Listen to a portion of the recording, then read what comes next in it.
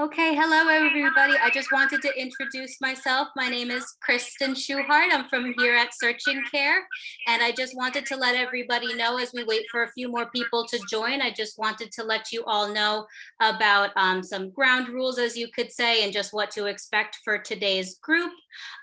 Just first and foremost, so you're aware, we just ask that you stay muted as much as possible, just to cancel out any background noise.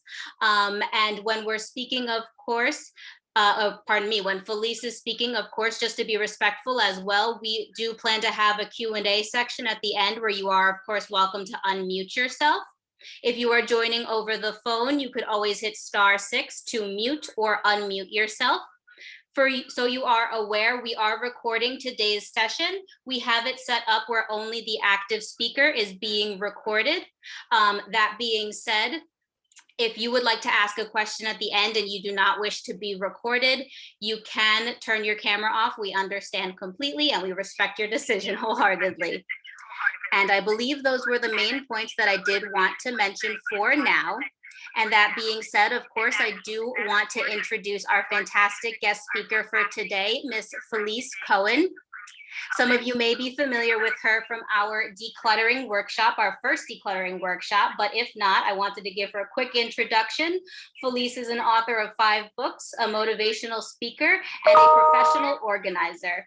We are very grateful to have Felice here with us today to teach us more about organizing and decluttering. And with that, I do want to hand it off to Felice. Thank you, Kristen. Thank you also to Priscilla, who is not here today, who helped put this together, and to Joseph and Andrew, who are helping out to do this. So I'm excited to be back. I'm going to share my screen so you don't have to just look at my face the whole time. So, okay, so we're going to talk about paper clutter today and tackling paper clutter specifically. So we're going to start with, why did you join this class today? And these are really questions for you to ask yourself. Do you have piles of paper on every surface? Do you misplace important documents? You need something, you can't find it. Do you hate paying late fees? This happens when you can't find bills that you have to pay, or you misplace paper. Or are you overwhelmed and you don't know where to begin? I know I got some questions ahead of time, and I know some of you voiced that. So I'm going to go through the talk today, and we're going to hopefully address everything that has to do with paper, and then we'll answer your questions as well. But I want you to know you're not alone. I've worked with a lot of clients, and paper is a tough one. We feel that things are important, we don't want to misplace them, or we have to read it and it takes time, and it can be overwhelming just to read all the paper. And look, every day, 6 days a week, paper comes into our home, whether we like it or not, with mail. So we're going to tackle, no pun intended, all of those things today. Okay, so first thing I want you to do is I want you to imagine your home with clear surfaces. I want you to picture your kitchen counter clear. I want you to imagine that you can actually sit on your couch because there are no piles of paper on it. I want you to imagine that the dining room table is actually a place to eat and not your home to paper. I see this. This happens all the time because, surfaces, we just put something down. So I want you to imagine that your surfaces are clear and picture what you want to get out of this. We're going to work on tips on how to do that, and it's going to take time, but I want you to imagine the end goal, because it's good to have a goal in mind to remind you when you're knee deep in paper and you really want to go through it. So first thing is, we want to be prepared. And in getting prepared, the hardest part is starting any project. And in getting prepared, once you sit down, I don't want anything to distract you to make you get up again once you've sat down. So I want you to clear out a space to work. And maybe this is a part of your dining room table. Maybe it's the floor. Maybe it's your bed. Wherever it is, a desk, hopefully, clear out a space where you can work. You don't need the whole table, but just a little bit of space. And then I want you to have bags for garbage. And maybe you have one for shredding or recycle or garbage, but you want to have a place to put it that it will go out. You don't want to just create another pile. You want to make sure that this is actually going to go in a bag that's going to leave your home, because the point is, we want to get rid of this stuff. And the other tip is have drinks and snacks. And I'm not totally kidding when I say this, but if you sit down to work and all of a sudden you think, well, I'm hungry or I'm thirsty, I don't want you to have to stop and get that. So have a cup of water, have a couple pretzels, whatever you want. Just be prepared for anything. Now, the first part is purging. We are going to purge. And this is, I call it, clear out the weeds, because when you go to a garden, we take out all the weeds. I'm a volunteer in Central Park. I know how to weed. I'm good at weeding. We want to get those weeds gone so that we can focus on the beautiful flowers that are remaining so that they get the water that they deserve. And the same is true with those piles at home. Amidst all that paper that you have, within that paper, within those piles, are actually important documents that you need. And I want you to be able to find those documents. The whole point of this is that you can find something when you need it. If I were to say to everyone, okay, you've got 30 seconds to go find your passport, how many of you would be able to come back in 30 seconds with a passport? I'm not going to do that, but I want you to think about that, because that's the point of paper. Paper is not like clothes or books lying around. Paper is really important. If it is important, we're going to get rid of what's not important, but sometimes, it could be for taxes or bills or banks or whatever. So our goal today is to go through those piles and those files and really just have remaining what we need. Now, but it is the most important step, because what we're doing is we are getting rid of the excess. We're getting rid of what we don't need, and we're just finding what we do need, the diamond in the rough. So we're laying the groundwork, because whatever's left over, hopefully when you go through paper, it's toss, toss, toss, keep, toss, toss. And we're gonna take all those keep and we're gonna make them organized, because we want you to be able to find that stuff if you need it, because I want you to spend more time doing what you want to do, fun things, reading books and, whatever you want to do, fun things, as opposed to going through paper. And the other reason you want to get through paper and get rid of those piles is because, like it's any mess, a pile tells your brain you really should do that. You really should clean that up. Why are you watching TV?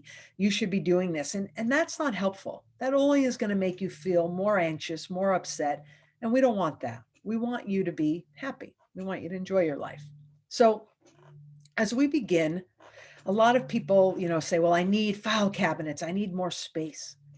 And the truth is, often the case is you just need less paper. Now, I had a client once who called me up and she said, I need you to come over. I need you to help me find a space for another file cabinet.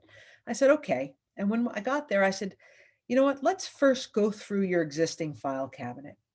And she said, I need everything. I said, okay, let's just go through. So we went through one folder at a time, and she realized that they were overflowing. First of all, that we ended up getting rid of most of it. We ended up clearing out half of that file cabinet. She didn't need another file cabinet. So often the case is really going through that paper, which isn't always fun, but it's not hard. And I'm going to tell you steps on how to make it doable so it's easy to do, so you're more apt to do it. Okay, so the first tip is, like any project, and this is when I do any kind of organizing, is we want to do it in baby steps. It's overwhelming when you see a pile. It's overwhelming when you think you have to go on a diet. But if you break it down, if you say, I can do 10 pieces a day, 10 pieces, if I said take 10 pieces of that paper and go through it, could you do it? And most people would say yes. You go through one piece at a time, and probably 70% you're going to throw away. Or can you do it for 10 minutes or 15 minutes or a half hour, whatever your comfort level is? What happens often is you start and you do 10 pieces in literally seconds, and you think, I could do 10 more. And you do 10 more, or you don't. It doesn't matter. The goal here is to begin. That first step, this is hard. You got to get into it, and you have to not look at the whole pile. Don't look at the forest. We're looking at the trees one at a time. We want to go through this paper one at a time. Now, as we go through, each piece by piece, you're going to ask yourself, can I toss it? Can I recycle it? Do I need to shred it? Or is it an action item?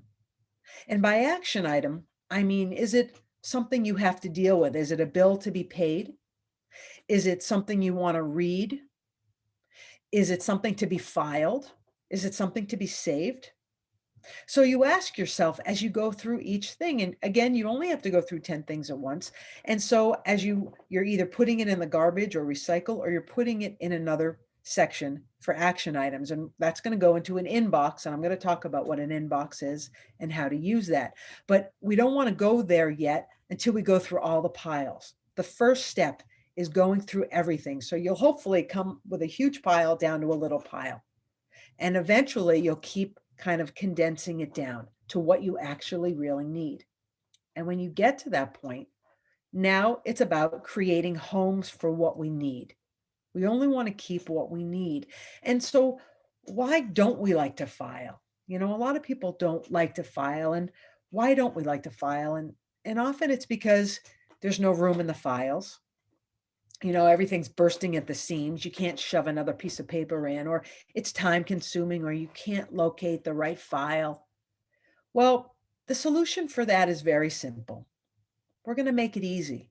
I want to keep it simple for you. It's all about keeping it simple. Again, this is just paper. We're not doing calculus. We're not doing biology. All we're doing is taking paper and either putting it here or putting it there. And it takes a little time to read it and it can be tiring. So that's why we're doing it in small steps. So now let's talk about how to store this stuff.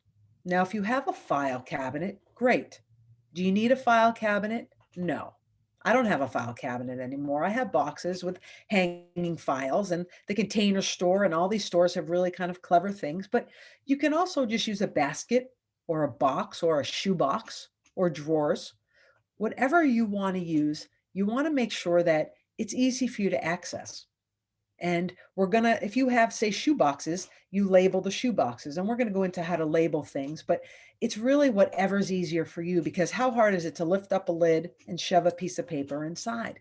We want to make it easy for you. That's the goal. So in making it easier, when we label things, whether we're labeling file folders or we're labeling boxes, we want to keep the tabs or the labels broad, the topics broad. We want to have a file called home, and everything related to the home goes in that file. You buy a new fridge, put the receipt in that file.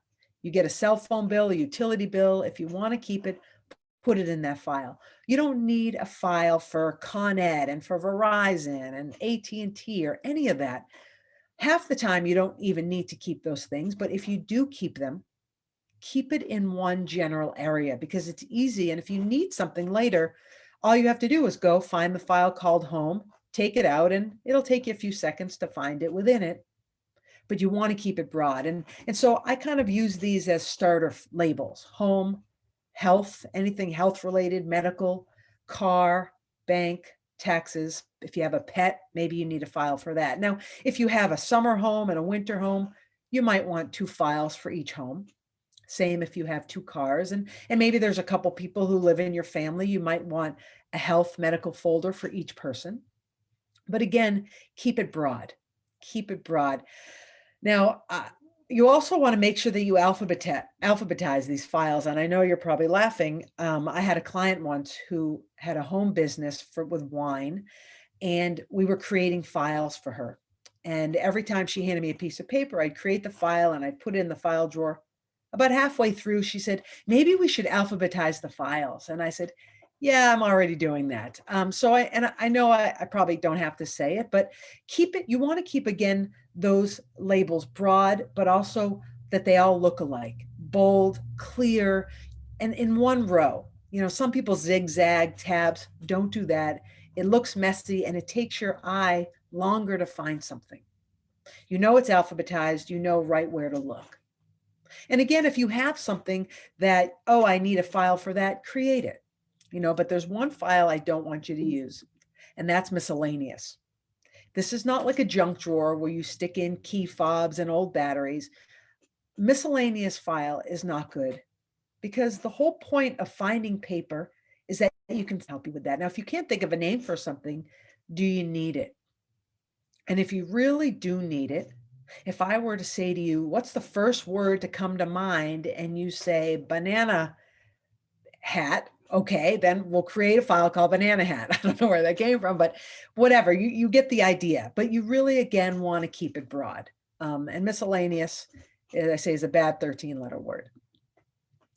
Okay, now that inbox I talked about. Now, before we get to the inbox, we've now gotten rid of all our piles, all our extra piles. Maybe we still have piles, but what's left is the important stuff.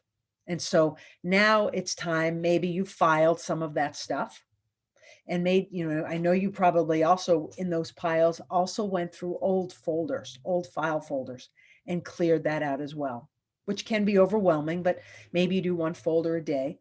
So now here we are, we've got our inbox. What's an inbox? From work, an inbox is work that's coming in that you need to take action on. Now, again, it doesn't have to be an actual box. It could be a drawer. It could be a shelf. It could be a bag. In my apartment, I have a huge, beautiful ceramic bowl, and that's my inbox. So when I go through my mail, most gets thrown away. And if it's something I need to read or pay or do something with, it goes in that bowl until I have time to work on it.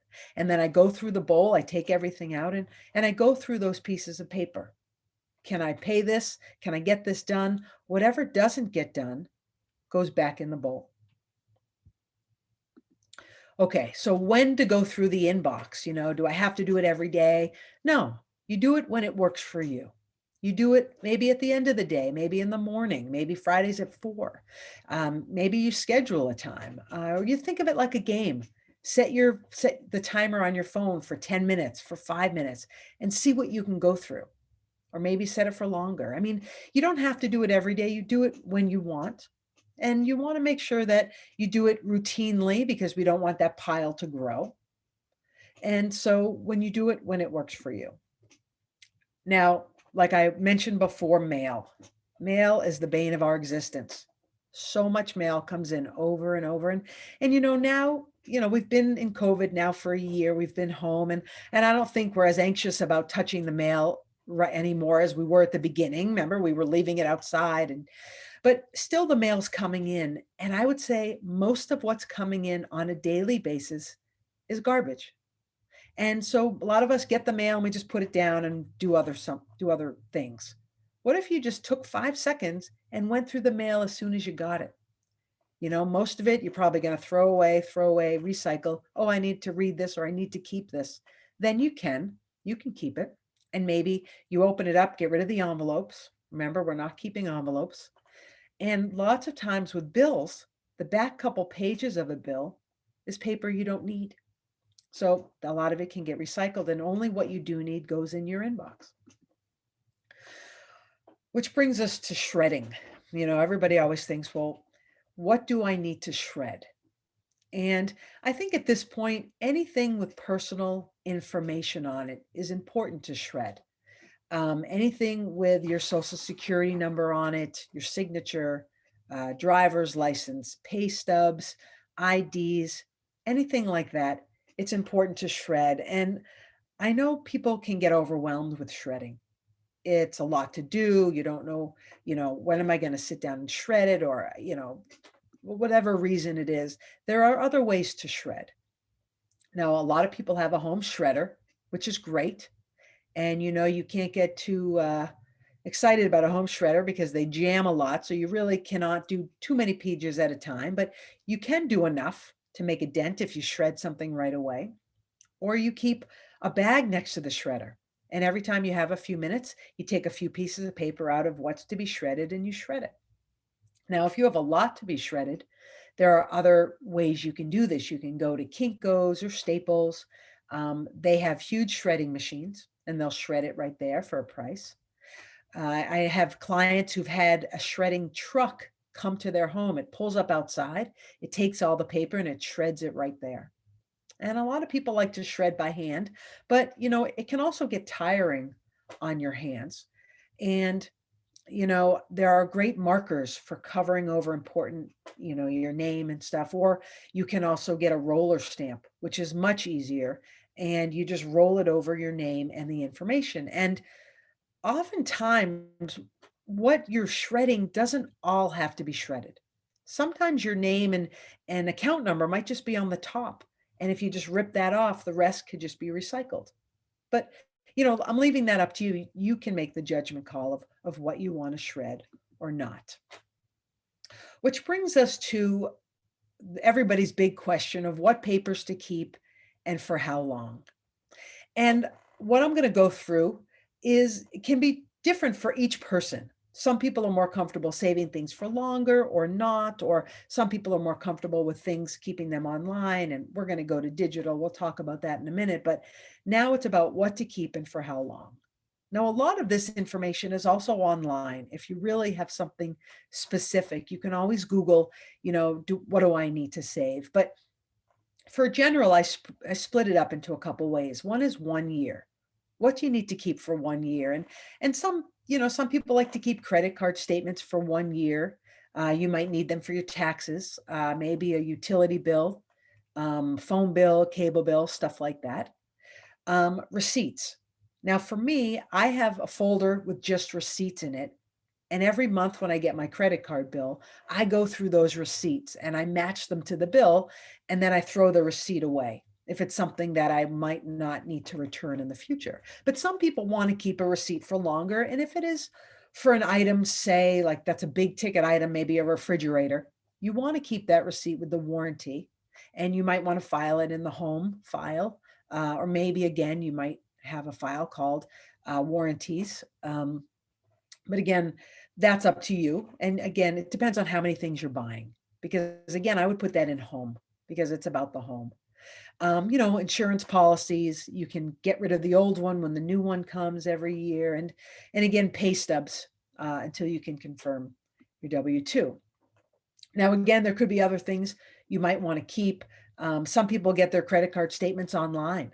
So in that way, if the more you can put online, the better, because then you can actually create file folders within your email account. And then there you can be more specific if you want. If you want to just do a folder called Verizon or, Con Ed, or you just keep it broad or not save it. A lot of these allow you to go online to log in and to find your old bills if you need them. But some only keep things for a year and might make you pay, like the bank for bank statements. You might have to pay to get older bank statements. And if you think you might be buying a home or moving or have a need for those, you might want to save them. And again, you can save them online or save them at home. Medical bills and health insurance. Again, unless you have a medical condition, then you want to keep things for as long as that condition lasts. I've had a chronic lower back problem since college, and I have a folder, I have my medical folder, and I still have these back exercises from 20 years ago. Oh God, no, I should say 30 years ago. Then I keep, and when my back goes out, maybe once a year, I go back to that folder and I take out those exercises. And I do know them by now, but there might be one or two. But again, it's up to you. Do you need a record of every checkup? No, you absolutely do not. And if things come back negative, then again, you don't need to save those things as well. And again, when you're filing things, I wanted to mention this, when it's time to file, you always put the new things you're filing in the front of the file folder. And maybe that sounds obvious, but this will be the most recent up front so that every year, say when you want to just kind of clear out a folder or two, you can start from the back and know that that is the oldest. And that's what you can get rid of first. Okay, keeping for 7 years. Well, obviously taxes. Some people say 3 years, but it really depends. Personal taxes, supporting documents, you can keep it for 7 years. So at the end, when tax season comes and I've just filed, like I just filed last year's taxes, I went back and I was so excited to get rid of taxes from 8 years ago. And I shredded everything, and it's, you're excited because you're making room. And now lots of times Accountants are sending you stuff online. So sometimes you don't even need to save them, the paper, but you can if you want. An investment in brokerage statements. And some people say you should keep them for a number of years after you sell investments. But again, you could check with your accountant, you can check with your financial advisor about certain things because a lot now is done online. A lot of people now, you can get your investment statements online, which is so much better because that is just like paper that just comes and collects. So what should you keep indefinitely? And this was a big question. Well, first of all, you want to have a place that's safe to keep the stuff indefinitely. And some people keep it in a safe deposit box at a bank. You could keep it in a fire safe box at home. I always suggest that you at least take a picture of it and email it to yourself. We're going to go into some cloud storage, but when you email something to yourself, you'll always be able to get it. I used to do this with the first drafts of my books. I used to email the whole book to myself in case anything happened, I could have a copy of it. And so what things do you want to keep indefinitely? And again, wills, birth certificates, death certificates, different IDs for things if you might need them, your passports, social security cards, different licenses, divorce records, if you've been in the military, insurance papers, mortgages, titles to your car. These are things, again, you can take a picture of. And some people ask, we'll get into the scanning part, but when you take a picture of it, again, email it to yourself and maybe you email it to your child or to your power of attorney or someone who needs to have this stuff, who might benefit from having and knowing where the stuff is. They say whoever your power of attorney is should know where all your important stuff is. They should know all your passwords. They should know, your sign-ons, what accounts you have. It's good information to have. And, I've typed this stuff up for myself and I've emailed it to myself. I've emailed it to one of my sisters just so that they know where it is in case anything happens. You never know. So these things you want to keep indefinitely, and again, in a safe place. And so, which brings us to cloud storage. So again, everybody's ease with the computer is different. If you're younger, you have no problem with it. It can be daunting when you get older and you might need help doing this. So there's different ways. The first is, as much as you can, try to go paperless with bills, with accounts, with banks, with taxes, with anything that comes in paper. Can it be sent to you electronically? And if it can, and you can figure it out, usually people are available to help you figure this out as well. That's the first step, because not only will it be easy to retrieve, it will keep some of that clutter at bay. It will keep you from now creating new piles, because by this stage, you have just cleaned out all those piles. You can see all the surfaces in your home. You want to keep it like that. And it's going to take some upkeep, but you want to try by helping yourself when you can. And one of the ways is to go paperless with bills and things like that. Now, I mentioned taking a picture of something and scanning it. There are apps that are really great for this. There's one I use, it's called CAM Scanner, CAM Scanner. And I just take a picture of it and it changes the light, the coloring, and it makes it look crisp, and it turns it into a PDF. And this is great in case even it keeps you from having to go to Kinko's and get something faxed or emailed. Sometimes people need things still faxed or signed or emailed. And now this is a great way to do that as well. Plus, you can scan it and email it to yourself. You can email it to somebody who might need to have something. As far as storage, you can store it on your computer. You can have a file that's called important documents. And you can have that file locked if you're afraid of somebody getting into it. You can also save it on an external hard drive. Again, it's great if you can, we should hopefully be in the habit of backing up our laptops, our computers, at least once in a while. I do it every week, but you never know what can happen. There are Google Drives. There are other companies that will store stuff for you, possibly your bank, possibly your accountant. So talk to these people, ask them, And make sure you share this information as well. Again, email it to yourself, email it to your children, to your power of attorney, to somebody who could use it, who could use if they needed to get to that information. Um, so one of the questions was, can you go over what you talked about in your last talk? And I was thinking about it, and really the last talk was about how to get organized, how to get motivated to get organized. Because it's really the getting motivated that is the hardest part of any of this. If I said to you, can you pick up a piece of paper and throw it in the garbage? You could all say yes. If I said, could you do that 10 times? You could all say yes. But you'd rather do something else than do this. I get it. Nobody wants to do this. So how do we get motivated, whether it's to go clean out our closet or to go through the piles of paper? And again, it's about getting motivated. Now, I can't come over to your house today.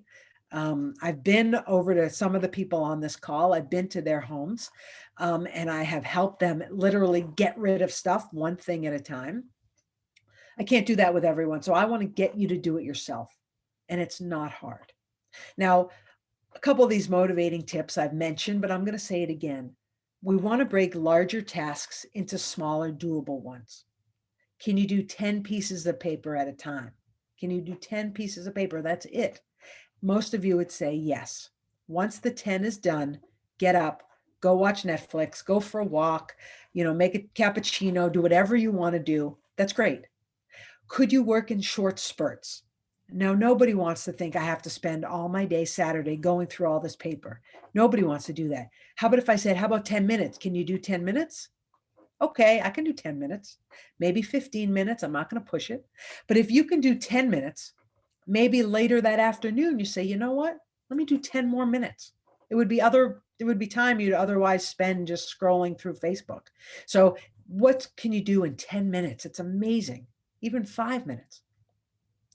The other way to motivate yourself is to reward yourself. And I know I mentioned the cappuccino or the walk. I do this. I work in spurts of 45 minutes, whatever I'm doing. And I shut off my notifications and I go 45 minutes. And if I'm editing, if I'm writing, if I'm organizing, if I'm going through whatever I'm doing, 45 minutes. When that's done, when that alarm goes off, if I'm really into it, I reset the alarm. If not, I get up, I stretch, I get a drink, I go to the bathroom, I go for a walk, I do what I can do. And then when I'm ready, I get back in the seat and I do another 45 minutes. For some reason, it doesn't feel that long. It doesn't feel overwhelming. And 45 minutes goes so fast. And usually I've gotten a lot done. And sometimes that's the motivation to get me to begin. I have to write a new thing. I have to begin. What do I have to do? Another way, I like to think of it as a game. Make it fun. Roll a set of dice. Whatever number you get, that's how many pieces of paper you have to get through. Or maybe that's how many pieces of paper you have to throw away. Oh, I got a 2 and a 1. That was easy. If you get doubles, you got to roll again and do it again. Now, I do this with paper. I do this with organizing. Anything you can just to, nobody wants to rather be out riding my bike or doing something else. And I get it. We all have other things we want to do. And if I said to you, look, May 1st, COVID is going to be over. It's going to be over. We're going to be able to, May 1st, we're going to be outside. We're going to be hugging strangers. We're going to be doing all this stuff. May 1st, that's 6 weeks from today. 6 weeks, we can get out of our house. We've been inside for a long time. 6 weeks. What can you get done in 6 weeks? Picture May 1st, your surface is clear, your paper organized, your file cabinet a dream. If I told you 6 weeks, could you do that? And sometimes having that goal at the end can push you. I have to get this done. Most of us don't have a boss over our head saying, you need to get this done. We have to motivate ourselves. So I'm saying May 1st, I'm going to be putting on shorts. I don't care what the weather is, and I'm going to be outside. Hopefully everything else will be done. Another thing I say is listen to music. And you can listen to music, you can have a TV show in the background, I don't care. But you want something that maybe distracts you. For me, I like music because it motivates me. You might be dancing a little as you're getting rid of paper, like you can do a little of this. I don't care. If it gets you motivated, do it and laugh at yourself because this should be fun. In one way, it's also about going back in time, and you're going to be seeing things. Oh my God, this receipt from the sweater I bought in 1986, I bet it had shoulder pads. You don't need the sweater anymore. You find something, your grandfather's report card. That's pretty cool. That's something you might want to save, or maybe you take a picture of it and you post it online and share it. Or maybe there's someone in your family who would appreciate having that. As we go through everything, a lot of it's going to just be stuff we throw away. Some of it might be sentimental, and we want to create homes for that, or we want to be motivated to do something and to share that. And again, like I said, mini goals. Um, again, like May 1st. And the other thing is schedule it. If you see in your schedule book that you have to go to the dentist at 2:30, what are you going to be doing at 2:30? You're going to be in that dentist chair, right? If you have 2:30, go through 10 pieces of paper at 2:30, I hope that's what you're doing. Our schedule books now look pretty empty. So here's something that we can put in our schedule book. Or maybe you say, you know what, after breakfast, I'm going to go through 10 pieces of paper or 5 pieces of paper. It doesn't matter. Anything that's going to keep you motivated and kind of get into the routine. You wake up in the morning, maybe you brush your teeth. Maybe after you brush your teeth, you get rid of one piece of paper. Then you have breakfast. Then you get rid of another piece of paper. Try a day where every day you flip a coin. Every time you get heads, you have to go get rid of a piece of paper. I just came up with that one. But here's a bonus one. Now, for me, the night before, I rewrite my to do list.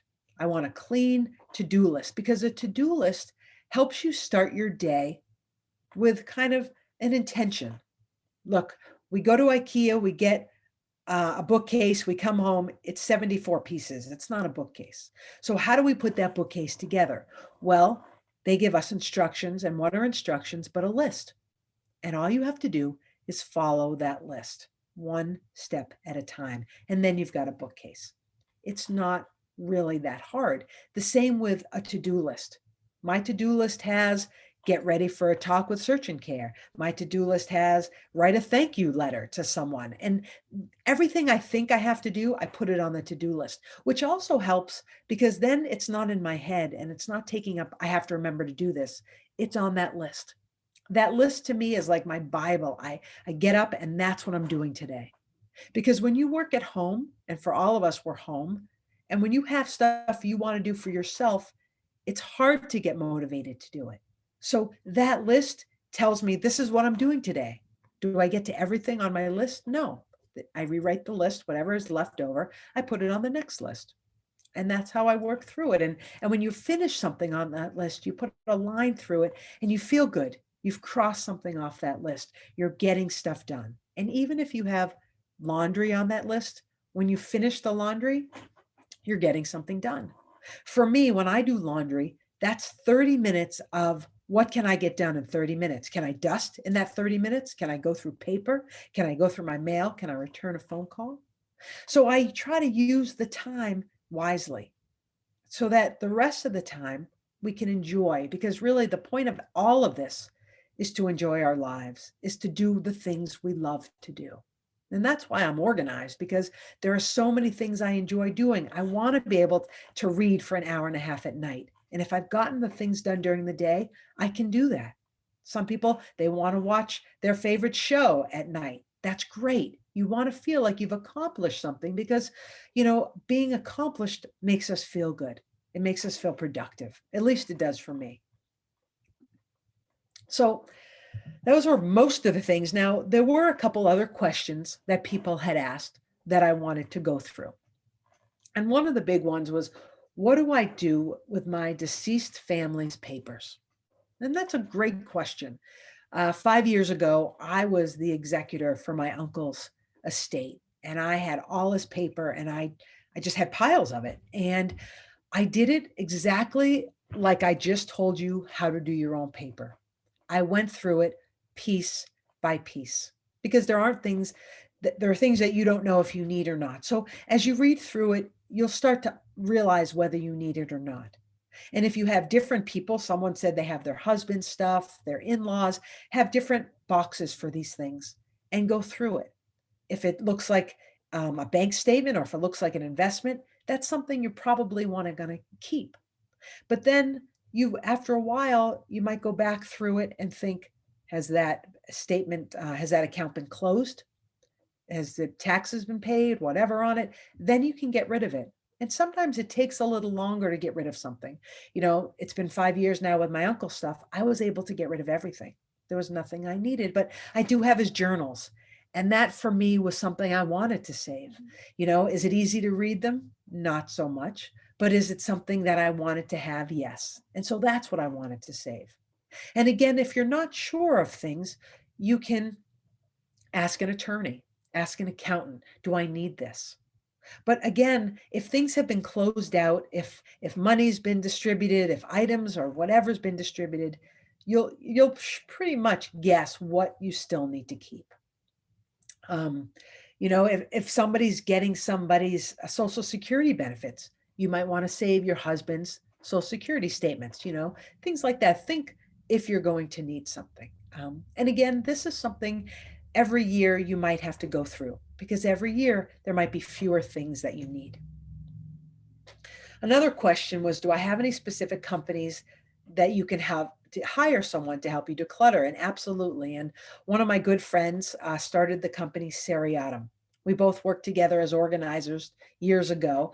And Seriatim is Latin. It means kind of in order.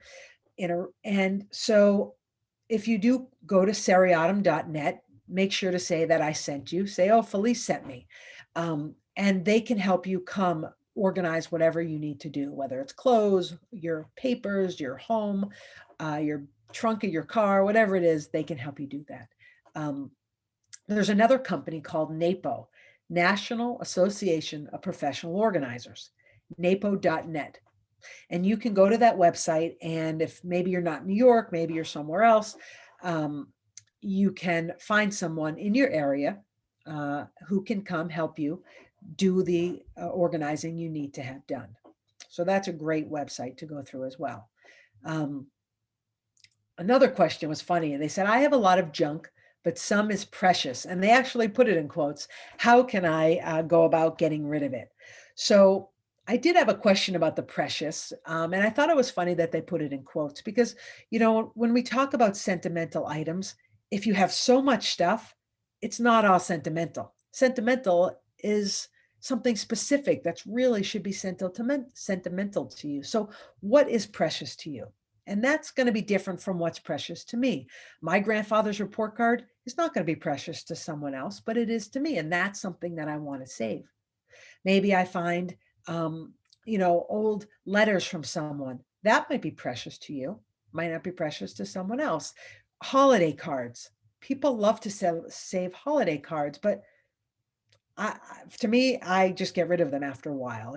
Maybe they have the family card, the photo, and you know what? They're probably going to send you one the next year. Do you need to save it? No. But if it's just a card that says, happy holidays, love, blah, blah, blah, you don't need to save it.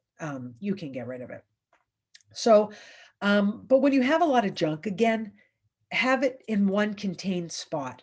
Maybe you have a box called junk. I'll let you have that. Or maybe it's called precious. And maybe every year you go through it. And last year I wasn't able to get rid of it. This year I was. Maybe it just takes some time. So if you need more tips, of course, I just put my book up. You can go 90 Lessons for Living Large in 90 Square Feet. You can get it anywhere that you can get books. But, the point of the 90 lessons was that they're tips, really like these simple tips to help you get motivated, because that's really where it starts. Could I tell you all to go organize your closets? Could you do it? Yes. You got to get motivated to do it. That's really what it comes down to. It's about getting motivated to do it. And I also talk about living in a 90 square foot, but I was there for 5 years. You could see a video of it on YouTube, but it was about organizing the space. And it was in that space I really started to learn of what I needed and what I could live without. Because for me, it was about things I wanted to do. So I am going to stop sharing. And I want to open it up to any other questions that you have or thoughts or comments. I know I went over a lot of stuff. It's a lot to go through, and I'd love to be able to help anyone I see. Go ahead. Yes, uh, Felice, I was wondering, you said you put things that are like things in boxes, and I was wondering, you put them in boxes, or do you put them in folders in your file cabinet, or do you put them on your computer? And if I put stuff on my Gmail, it gets very mixed up. I have so much stuff there. How would you even organize it on your computer so you could find it? Good question. So when I talk about a box, so you can have a box, and on that box, I would just write taxes. And anything during the year related to taxes, I'd open the box and I put it in, and that was just taxes. So when March came around and April came around and I had to go through my taxes, that's the one box of just taxes. Now, when I talk about organizing on your email, so if you're emailing something to yourself, in the subject, say you take a picture of your taxes, you email it to yourself, and the subject of the email should be taxes 2020. And when you get that email, you want to create a folder within your email account. Within Gmail, AOL, whatever email you have, you can create little folders. And so create a folder called taxes. You can create one called taxes 2020. And when you send that email to yourself, you just save it into that specific folder. Now, say you get an email from Verizon, your bill is online. You get that bill, you get that email, you put that folder into Verizon folder. You get that, put the email into a Verizon folder. Does that make sense? Oh, yeah. I mean, yeah, I see what you mean. And then if your computer goes down, you still have your email. I mean, some people like hard copy backup. I mean, you don't really need it, right? I mean, Or I mean, it depends on what it is. If it's a birth certificate, if it's a death certificate, you need the original, you're going to need that paper. But you can also, again, take a picture of it just to have it as a backup. I was in Peru once. My passport was stolen. My backpack was stolen. Luckily, before I left, somebody said, take a picture of your passport. So I was able to get it. It saved my life. But, you could take pictures of things. Again, a fire safe box, a safe deposit box. But if again you set it up, there are people that can help you. I see some questions. There are people who can help you set this up on your computer. I like at the fireplace. Do you need to save past passports? You do not need to save them. You can, if you want, to see all the places you've been to, certainly. Sometimes you might need them if your passport is stolen and you have proof of another passport, but for the most part, you really don't need an old passport. Let's see, burning papers in your fireplaces, the ink can release toxic fumes. I don't know about that. I don't know how much ink there is, but it's a possibility. So you put your hand up? Okay, I'm unmuted. Thank you. What can you tell somebody who likes to organize visually surface available in order to remind myself to take care of it? But of course I can't, I'll do it all at once. So I really get anxious putting things in folders and away in drawers, and then I don't think about them. Okay, you got cut off for a second. So you like to see things visually, have it out.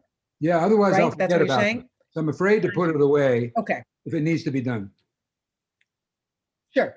That's great. So, okay, so what I also have with my inbox, I teach a class on how to be more productive at work, and that inbox is so important. That Verizon bill you need to pay goes in the inbox. And yes, it might be covered by another bill. So what I have with me is my to-do list. So I know my to-do list kind of reflects what's in that inbox. I know I have to pay the Verizon bill. I also live and breathe by my schedule book. I have a physical schedule book.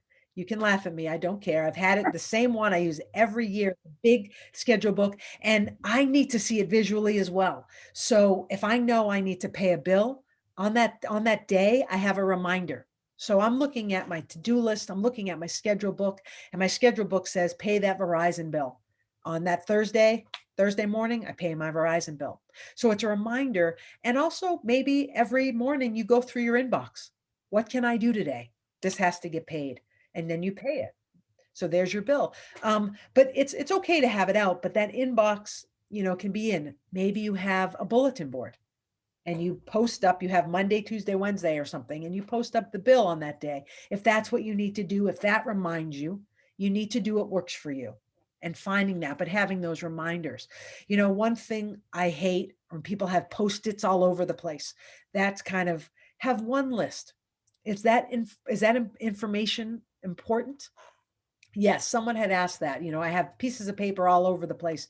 What do I do about it? Well, go through each of those pieces of paper and maybe you create one list. Maybe it's a to-do list.